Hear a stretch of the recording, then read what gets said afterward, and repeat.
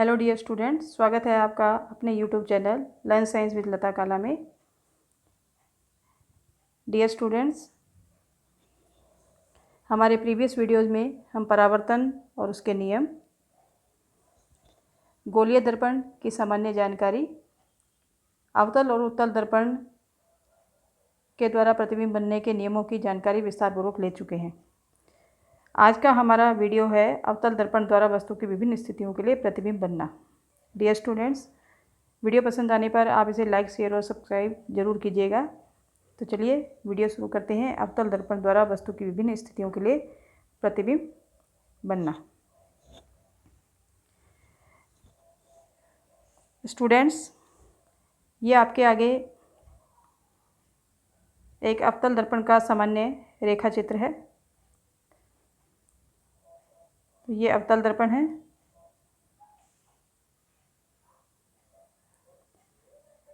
अवतल दर्पण का ध्रुव P, फोकस F तथा वक्रता केंद्र C तथा ये मुख्य अक्ष है।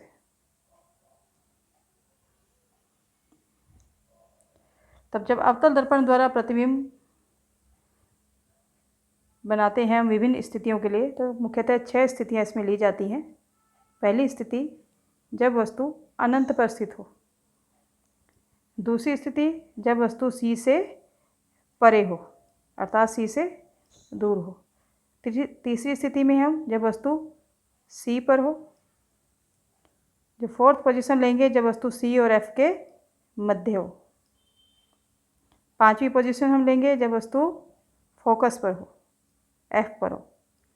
और जो सिक्स्थ इसकी पोजीशन होगी वस्तु की, वो होगी जब वस्तु F और P के मध्य हो। तो इसकी सिक्स्थ पोजीशन होगी।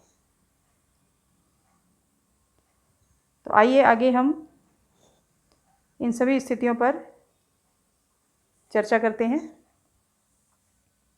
पहली स्थिति, जब वस्तु अनंत पर स्थित हो।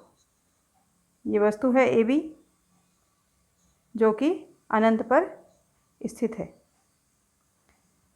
तो अवतल दर्पण के जब हमने नियम किए थे, तो उस नियम में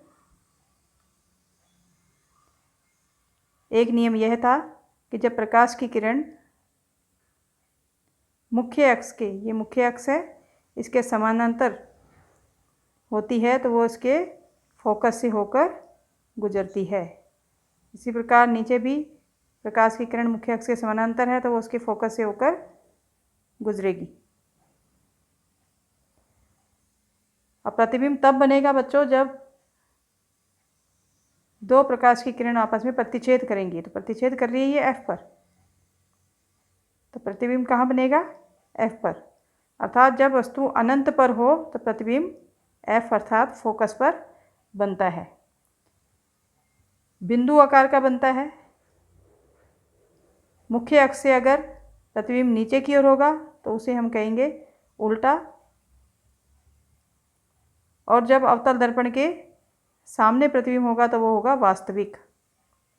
अर्थात वस्तु जब अनंत पर हो तो प्रतिबिंब बिंदु आकार का F पर बनता है, बिंदु आकार का बनता है, उल्टा बनता है और वास्तविक बनता है। दूसरी स्थिति हमारी, जब वस्तु C से परे हो। वस्तु है ये AB जो कि C से परे है। ठीक वैसे ही हम खींचेंगे कि प्रकाश की किरण जो मुख्य अक्ष के समानांतर है वो उसके फोकस से होकर गुजरती है।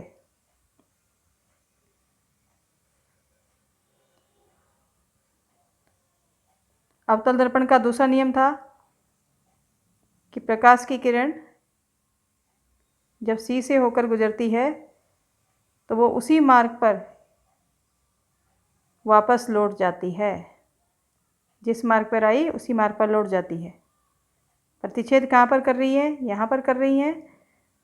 तो प्रतिबिंब क्या बनेगा? B' और A' बनेगा। अब बच्चों प्रतिबिंब का आकार भी आप देख लीजिए। A और B से छोटा प्रतिबिंब बन रहा है, B' और A'। आप देख रहे हैं उससे छोटा है, मुख्य अक्ष के नीचे है अर्थात उल्टा है, और दर्पण के सामने अर्थात वास्तविक है। तो वस्तु जब C से परे हो तो प्रतिबिंब F और C के बीच वस्तु से छोटा, उल्टा और वास्तविक बनता है। तीसरी स्थिति, जब वस्तु C पर हो।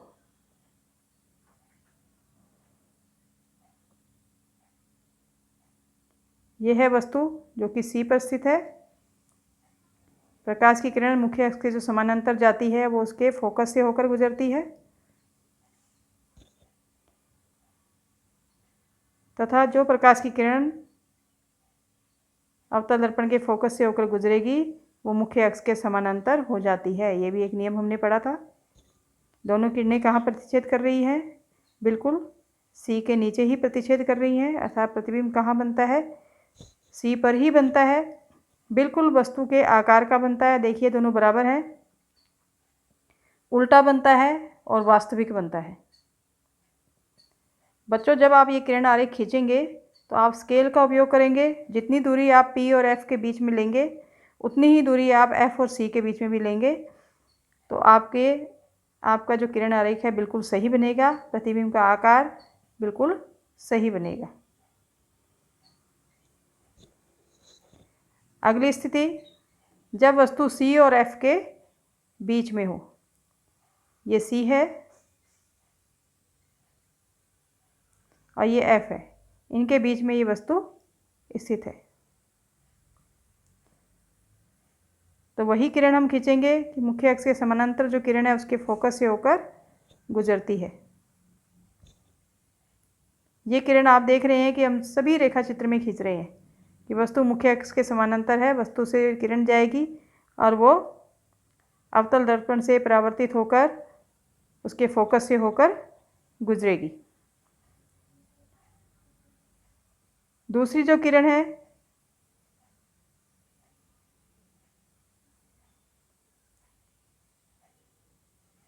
वो C से जाएगी और C पर ही C की तरफ ही लौटेगी, उसी मार्ग पर लौट जाएगी। जिस मार्ग से जाएगी उसी मार्ग से वो लौट जाएगी। और प्रतिच्छेद कहाँ करती है? यहाँ पर प्रतिच्छेद करती है और प्रतिबिंब बनता है A' B'।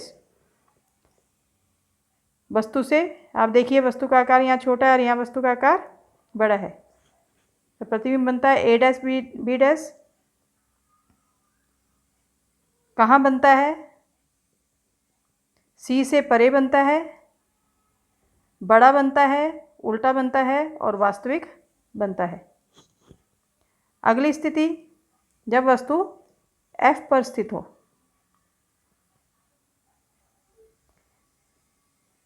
तो जब वस्तु F पर स्थित हो, ये वस्तु है F पर स्थित है, तो प्रकाश की किरण मुख्य अक्ष के समानांतर जाएगी, वो उसके फोकस से होकर परावर्तित होकर उसके फोकस से गुजरेगी। इसी प्रकार दूसरी प्रकाश की किरण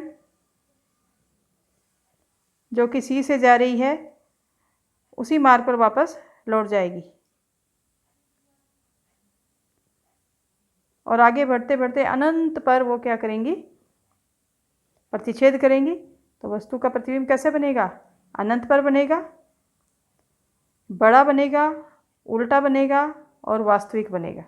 आप देख रहे हैं मुख्य अक्ष के नीचे ही है ये। तो वस्तु का प्रतिबिंब अनंत पर, उल्टा, वास्तविक और बड़ा बनता है। तो बच्चों, पहली स्थिति याद करो, जब वस्तु अनंत पर थी तो प्रतिबिंब बना था फोकस पर। अब वस्तु फोकस पर है तो प्रतिबिंब बन रहा है अनंत पर। तो ये चीज़ भी आपको याद रखने योग्य है। अगली स्थिति हमारी है जब वस्तु F और P के मध्य स्थित हो।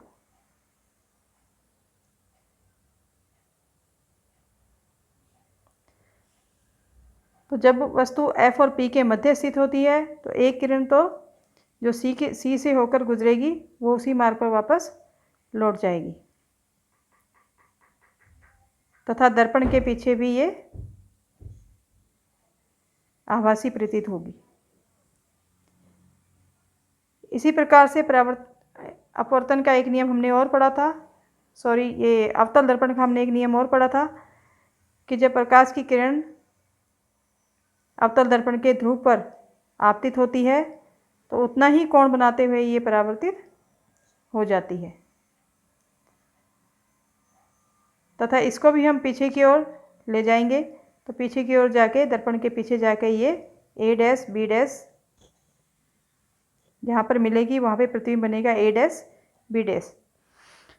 अब आप देख रहे हैं कि यहाँ वस्तु ए बी का आकार कितना है और ए डैश बी डैश का कितना है।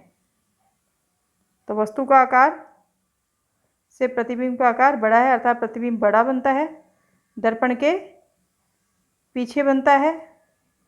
अब मुख्य अक्ष के देखो ये ऊपर है तो वस्तु का प्रतिबिंब क्या है, सीधा है, और दर्पण के पीछे होने के कारण ये क्या है, आभासी है। तो जब वस्तु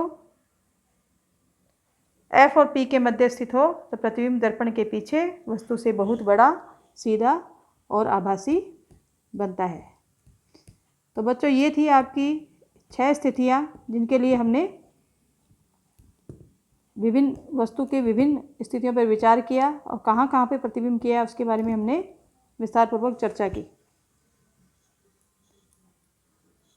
तो इसमें केवल एक स्थिति ऐसी है जिसमें प्रतिबिंब दर्पण के पीछे बन रहा है, बाकी सभी स्थितियों में प्रतिबिंब दर्पण के सामने बन रहा है।